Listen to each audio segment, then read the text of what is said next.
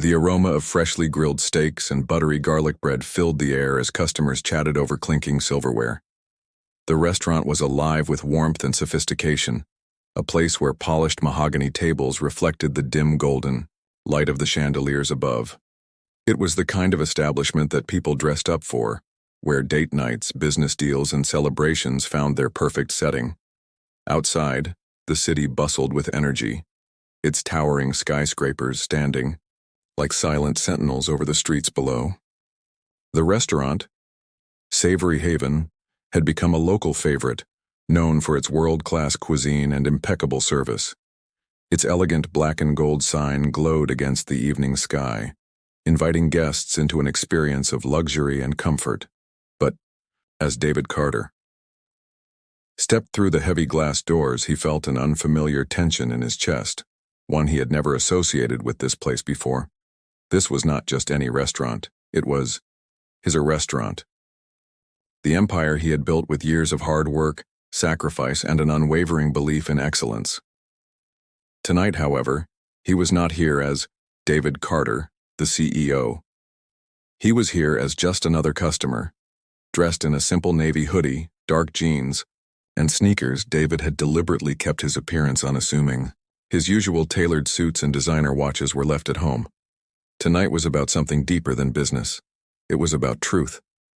His fingers instinctively clenched inside his pockets as he stepped forward. The maitre d', a tall man in a crisp black vest, stood behind the podium, flipping through the reservations list. But he never looked up. David cleared his throat. "Excuse me?" The maitre d' barely spared him a glance before sighing. "Do you have a reservation?" His tone was clipped, indifferent. David tilted his head slightly. "No, but I was hoping to get a table." For a split second, the man's lip curled in what seemed like barely concealed annoyance. "We're fully booked tonight." David glanced past him. The restaurant was busy, but there were still several empty tables scattered across the dining area. He knew, of course, that walk-ins were accommodated regularly. He had built that policy himself. A polite but firm insistence sat on his tongue. But before he could speak, he noticed something. Another customer, a white man in a suit, walked in moments after him. "Welcome, sir." The maitre d's demeanor changed instantly, his posture straightening with effortless professionalism. "Do you have a reservation?" The man shook his head. "That's quite all right. We will have a table for you in just a moment." The maitre d' gestured toward an open booth and signaled a nearby waitress. David's stomach tightened. He had heard about these things. Read about them, seen the viral videos. But experiencing it firsthand at his own establishment was a different kind of betrayal. Still, he kept his composure. "I just saw you seat someone without a reservation," he said, keeping his voice calm. The maitre d' gave him a sharp look. "That table was already assigned." A lie. David studied the man's expression, searching for any flicker of recognition. There was none. He truly did not know who he was speaking to. For a moment, David considered revealing himself. He could shut this down with one sentence. But no, he needed to see this through. Without a word, he stepped away from the podium and walked toward the bar instead. Maybe the treatment would be different there. The bartender, a young woman with sleek blonde hair pulled into a tight ponytail, was busy polishing a glass. She barely acknowledged his presence as he settled into a seat. David waited. And waited. Several minutes passed. The bartender served two other customers who had arrived after him, smiling, laughing, pouring their drinks before she even glanced in his direction. Still invisible. He could feel the weight of stares from nearby diners. Some subtle, some not. A few looked at him with curiosity, others with quiet disapproval, like he did not belong here. The truth of it settled deep in his bones. He had built this restaurateur to be a place of inclusion, of excellence. A place where guests, no matter their background, would be treated with dignity and respect. And yet here he was.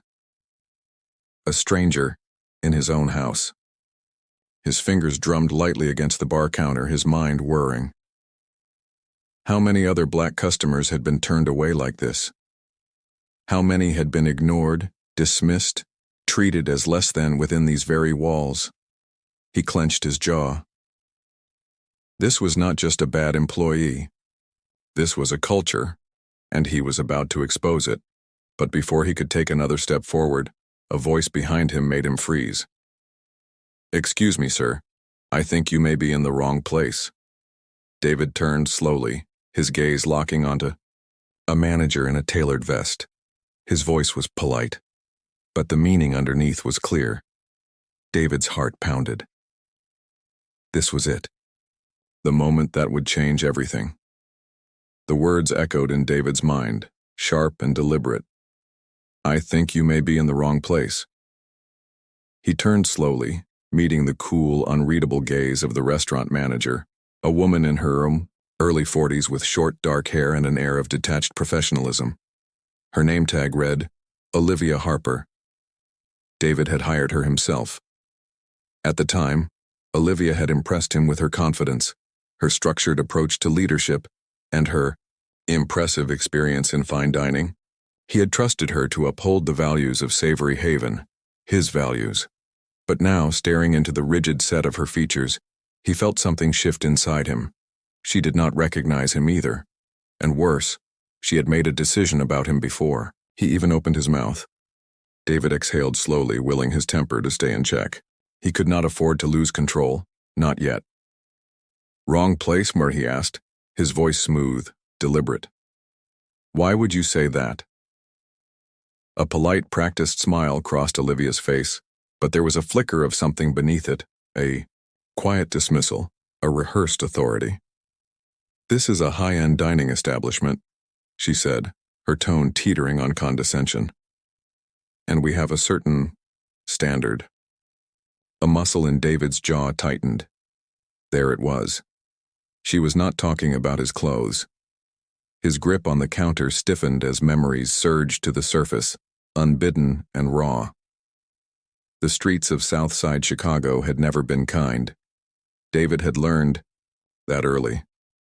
His mother, a soft-spoken woman with tired eyes and calloused hands, had raised him and his younger sister on a maid's salary.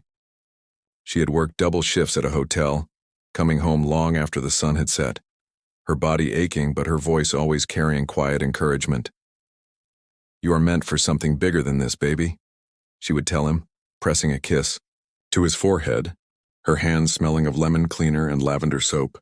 "Do not let the world tell you where you belong." But the world had tried. It tried when he was 11, and his teacher accused him of cheating because his test scores were too high for a boy from his neighborhood. It tried when he was 16, and he was followed around in a convenience store, watched like a thief, though he had nothing in his pockets but a handful of crumpled bills. It tried when he was 21, fresh out of business school, excited for his first real job interview, only to be dismissed before the meeting even started because the recruiter thought he was with maintenance. The world had always told him where he did not belong, but his mother's words had always been louder, and when she passed away the same year he opened his first restaurant, David had made a promise. He would build something where people like him did belong. He had worked tirelessly, investing every dollar, every late night, every ounce of his soul into making Savory Haven a place of excellence, not just in food, but in opportunity, hiring diverse talent, training employees, creating an environment where no one was judged before they even spoke. Yet now, standing in the very place he had built, being told, by his own employee, that he did not meet the standard, it was a betrayal unlike anything he had ever felt. David forced his expression to remain neutral. "And what standard is that exactly?" he asked, his voice deceptively light. Olivia hesitated just for a moment, a crack in her confidence. She was not expecting him to push back. "It is just that we typically cater to a specific clientele." David let her words hang between them. She was choosing her words carefully, but he already knew what she meant. Before he could respond, a voice cut in. Is there a problem here? David turned to see a younger waiter, maybe mid-20s, standing a few feet away. He had short brown hair and wore the restaurant's standard black uniform. His posture was tense, his eyes flickering between David and Olivia. David noticed something else, the slight furrow of his brow, the shift of discomfort in his stance. Unlike the others, this man did not seem indifferent. He seemed unsure. Was he witnessing something he had seen before? David held his gaze for a moment before looking back at Olivia. Her expression had shifted. The presence of another employee had forced her to soften her tone, but the undertone of dismissal was still there. "Not at all, Brian," she said smoothly.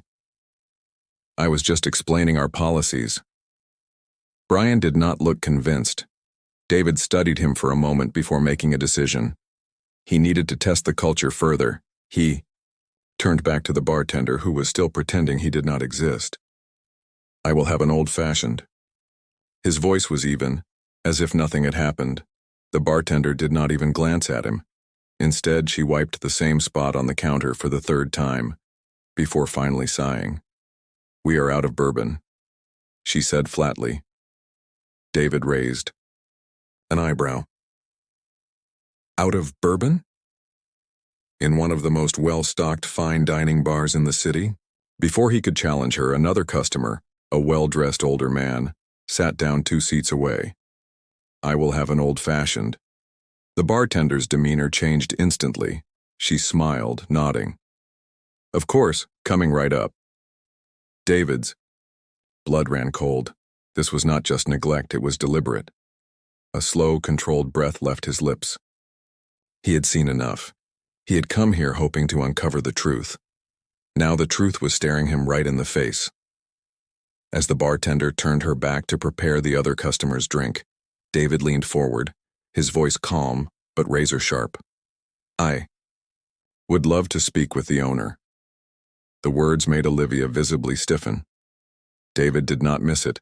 She was worried, but she still tried to maintain control. "The owner does not take walk-ins." David let a slow smile cross his lips. Then, with deliberate patience, he reached into his pocket and pulled out his black metal business card.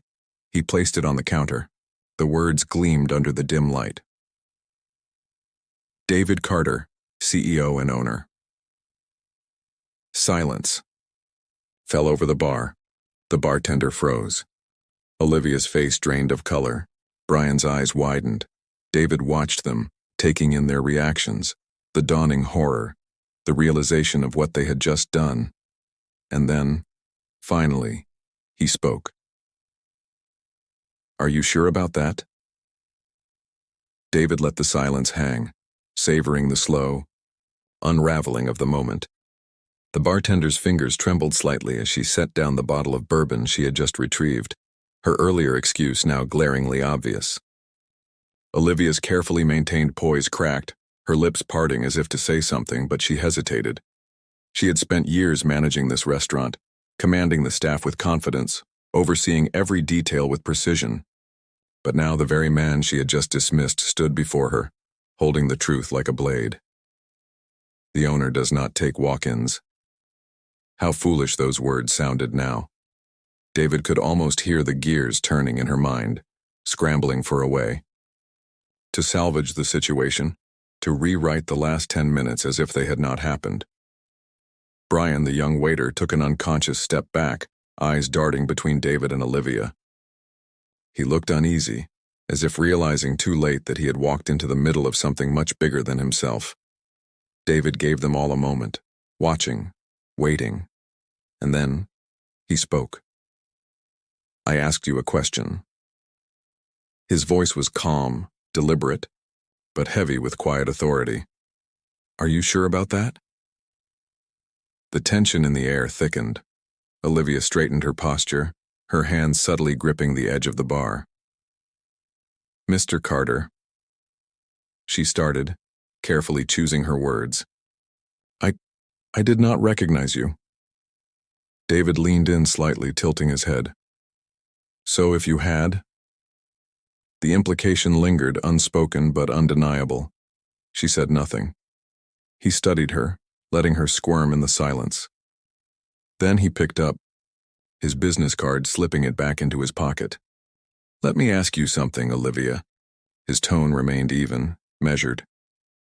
"How often does this happen?" Her eyes flickered with something unreadable. Guilt? Defensiveness? "Excuse me?"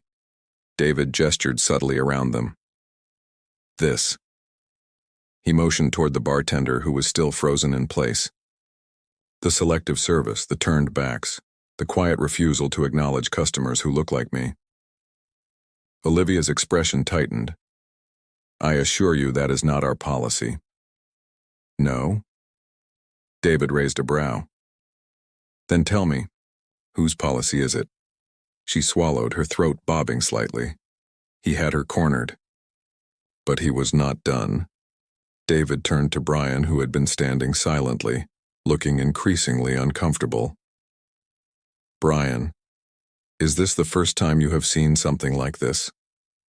Brian opened his mouth, but no words came out at first.